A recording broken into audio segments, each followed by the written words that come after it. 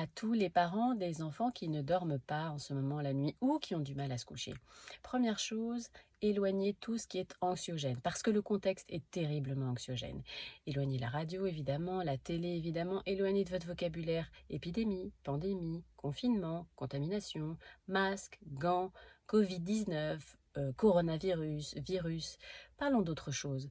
Euh, Parlons-leur d'un temps d'échange en famille, d'un temps de qualité, de vacances prolongées. En tout cas, c'est pas qu'ils ont besoin de vivre dans un monde de bisounours, ils ont cette réalité, mais une fois qu'ils la connaissent, essayez de recréer un rituel du soir, inventer une histoire qui va se raconter avec une suite chaque soir, et puis à la fin du confinement, on verra son issue. Éloigner les enfants des applaudissements des soignants, c'est merveilleux de leur transmettre l'empathie, mais c'est une lourde responsabilité pour eux à 20 heures, à l'heure où ils sont fatigués, où ils ont besoin d'être rassurés, d'avoir un cadre sécurisant. Ils n'ont pas besoin de penser aux hôpitaux, aux morts, aux malades.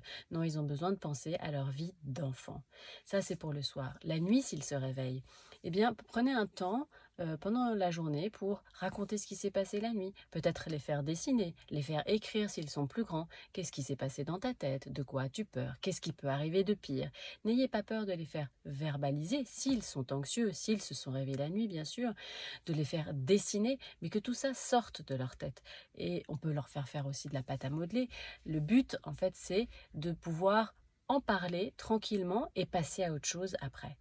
Le soir, un cadre sécurisant. La nuit, revenir le lendemain, un moment d'un temps calme pour que l'enfant puisse exprimer sur un dessin, sur un texte, ce qui s'est passé, ce qui l'angoisse, et après pouvoir passer à autre chose.